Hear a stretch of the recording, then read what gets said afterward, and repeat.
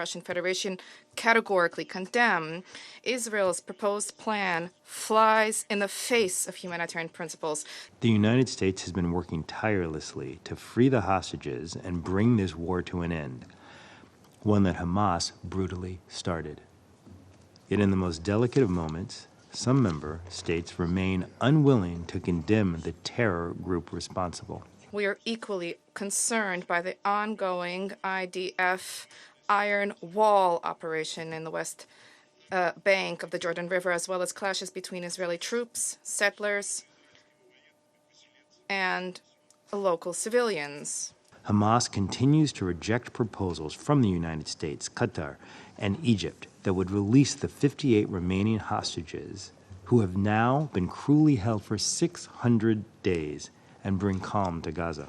Military operations are engulfing Burkin, Jenin, Tulkarm, Husan, as well as Nablus's and Hebron's environs. Israelis are simultaneously demolishing Palestinian property and carrying out mass arrests of Palestinian. The United States fully stands behind Israel and its right to defend itself. In order to move forward, Hamas must be defeated. Today we're observing a clash of two realities with growing distance between them. On the one hand, there are loud calls from the international community for there to be respect for international humanitarian law, a ceasefire, the release of detained persons, and the implementation of the two-state solution. On the other hand, Israel's singular focus on achieving all political objectives through military means alone. They have no scruples about selecting their means and no qualms about loss of civilians until Gaza is completely razed to the ground. We will not rest until every hostage has been returned from Gaza. Let us be clear.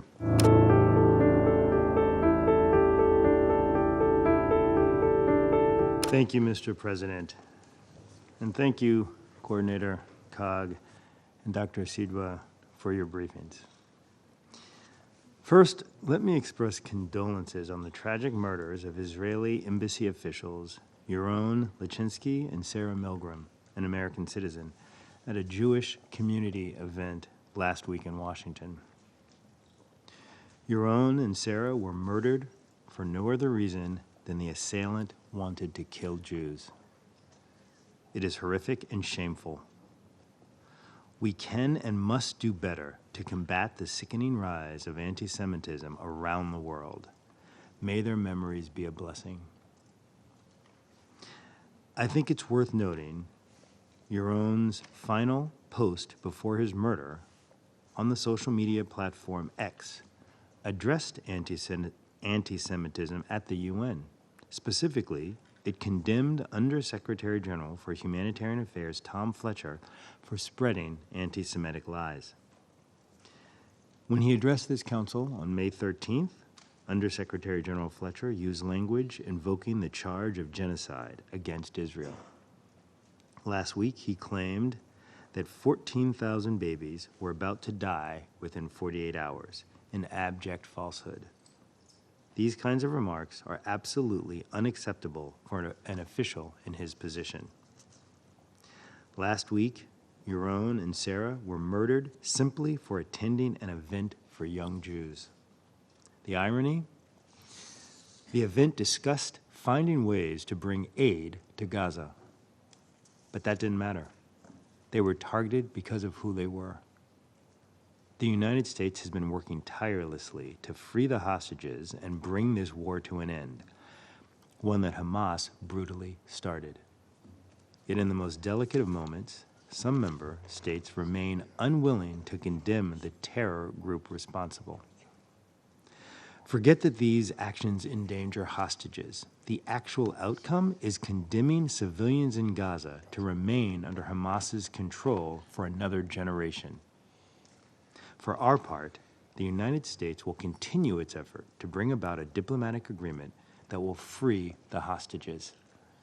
Hamas continues to reject proposals from the United States, Qatar, and Egypt that would release the 58 remaining hostages who have now been cruelly held for 600 days and bring calm to Gaza.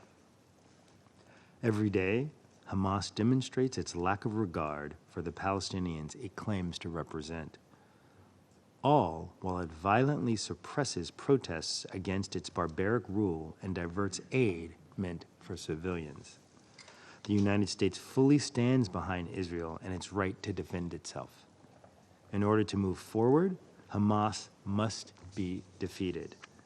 As Secretary Rubio has said, if an ember survives, it will spark again into a fire. There can be no peaceful and prosperous Gaza as long as Hamas governs it by force. The Council should apply pressure on Hamas to disarm, leave, and free Palestinians in Gaza from Hamas's tyranny. Shielding Hamas from accountability only undermines Israel's security and prolongs Palestinian anguish. Hamas must release the hostages immediately, including the bodies of the 4 murdered Americans it continues to hold: Itai Hen, Gadi Huggy, Judy Weinstein Huggy, and Omer Nutra. We will not rest until every hostage has been returned from Gaza. Let us be clear. This council should be supporting the work of the negotiators. The United States supports getting assistance to civilians in Gaza in a way that does not allow Hamas to benefit. We support the new initiative to resume the flow of aid through pre-existing mechanisms in advance of the Gaza Humanitarian Foundation's mechanism becoming fully operational. The Gaza Humanitarian Foundation is an independent entity established to provide a secure mechanism for the delivery of aid directly to those in need. We call on the UN to work with the Gaza Humanitarian Foundation and Israel to reach agreements on how to operationalize this system in a way that works for all. One that provides the opportunity to deliver aid directly to civilians without diversion by Hamas and other terrorist and criminal groups. The United States will support a future for the people of Gaza that is free of Hamas and full of opportunity.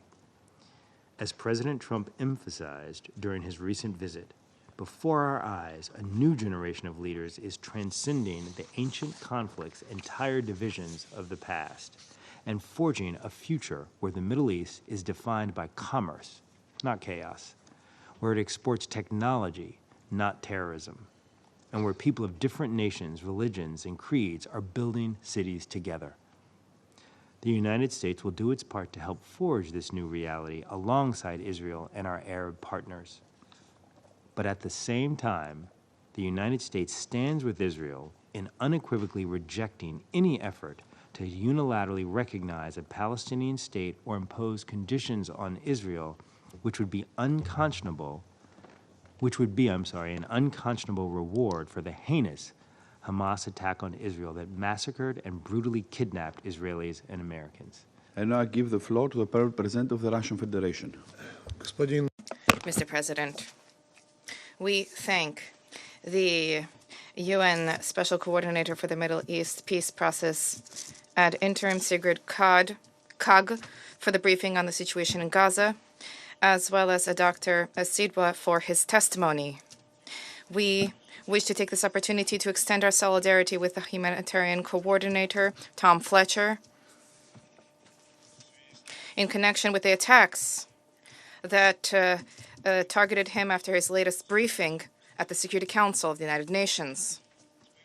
Mr. President, every new day brings with it tragic news from the Palestine-Israel conflict zone.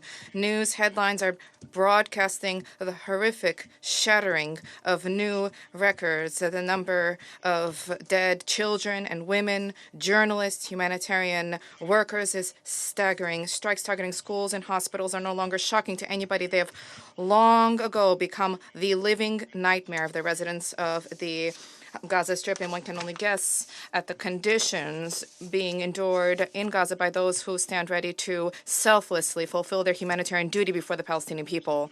Despite this, the hope for the possibility of a peaceful resolution to the conflict and the restoration of the January deal which has been kindled by reports about the intense efforts undertaken by mediators, this hope was still alive. However, this hope was not fated to come to pass.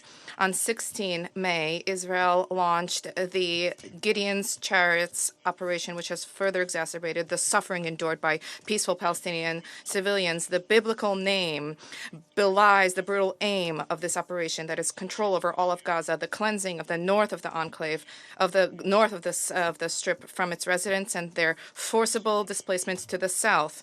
Already today, the IDF controls 77% of the territory of the Gaza Strip. With the resumption of hostilities in March, nearly 4,000 Palestinians have been killed, and since October 2023, nearly 54,000 people have been killed, 123,000 have been wounded. The military operation has in no way yet helped to resolve the issue of the hostages. The only hostage who was released recently, the U.S.-Israeli citizen Idan Alexander, was handed over by Hamas representatives as a gesture of goodwill. Another 33 hostages were able to return to their homes and reunite with their loved ones as a result of a deal which was reached in January. And the fates of the other hostages against the backdrop of the active military operations in the Strip remains uncertain. Mr. President, the untold suffering endured by the Palestinian population and the remaining hostages is the result of the humanitarian blockade of Gaza, which Israel imposed on 2 March. Despite the sporadic weakening by the Israeli side of the blockade, as a result of which last week permission was granted for the entry of 400 trucks with assistance, despite that, the blockade has effectively been ongoing. Assistance which is permitted to enter is merely a drop in the bucket against the backdrop of the staggering needs. Let us recall, even before the blockade, in order to meet and address the humanitarian situation in the Strip, there was a need to bring in, at the minimum, 600 trucks every day. Today, the situation is far more catastrophic. Food supplies are dwindling. Most medicines and medical supplies have been depleted, and there's an acute shortage of fuel in order to provide for operations of basic infrastructure. People are desperate. We have seen what happened at the assistance distribution point, the Gaza Humanitarian Foundation point.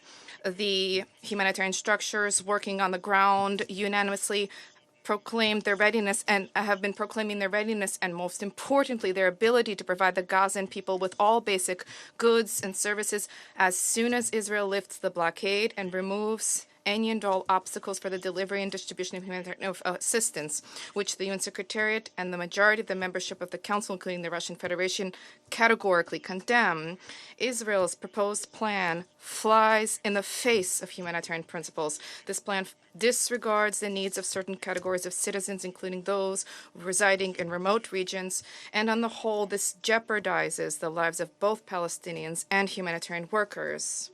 We are equally concerned by the ongoing IDF Iron Wall operation in the West Bank of the Jordan River, as well as clashes between Israeli troops, settlers, and local civilians. Military operations are engulfing Burkin, Jenin, Tulkarm, Husan, as well as Nablus's and Hebron's environs. Israelis are simultaneously demolishing Palestinian property and carrying out mass arrests of Palestinian civilians. Just recently, at least 40 Palestinians have been detained. Interreligious hatred is being fomented by Israeli leadership's provocative actions, including visits to the Al-Aqsa Mosque compound by approximately 1,500 radical right-wing Israelis who were accompanied by the Minister of National Security of Israel, Itamar Ben-Gvir. Attempts by Western Jerusalem to violate the legal, and historical status quo of the holy city's sacred site are illegal and unacceptable. Mr. President, today we are observing a clash of two realities with growing distance between them. On the one hand, there are loud calls from the international community for there to be respect for international humanitarian law, a ceasefire, the release of detained persons, and the implementation of the two-state solution. On the other hand, Israel's singular focus on achieving all political objectives through military means alone. They have no scruples about selecting their means and no qualms about loss of civilians until Gaza is completely razed to the ground. In this reality, there is room only for war and Old Testament brutality. What can we do to align the reality on the ground and the aspirations of the august bodies of the United Nations? For that, the international community needs to undertake meaningful efforts to facilitate the resolution to the root cause of the protracted conflict, the fact that the inalienable right of the Palestinian people to establish their own independent state within the 1967 borders with East Jerusalem as the capital, coexisting in peace and security with Israel, has not been upheld. This will become possible only following the immediate return to the peace process on the universally recognized international legal basis, at the heart of which was and remains the cornerstone two states for two peoples principle. As the most urgent step to that end, the UN Security Council should send a clear message to the parties about the unconditional cessation of hostilities and to achieve the lifting by Israel of the humanitarian blockade. And this would create favorable conditions for the release of the remaining hostages and detainees. And this would facilitate the resumption of the peace process for Palestinian-Israeli settlement. The tragedy that is occurring before our very eyes in Gaza is, among other things, the consequence of insufficient resolve on the part of the international community to ensure the enforcement of their own resolutions on the establishment of two states, Israel and Palestine. Despite the exceedingly difficult context, reciprocal recriminations, and emotions running high, we believe that we need to achieve having these two peoples surmount decades of hostility and to achieve peace, stability, and prosperity for the entire Middle East region. Any other scenarios harbor grave risks, not just for the region, but for all of humankind. Thank you for your attention.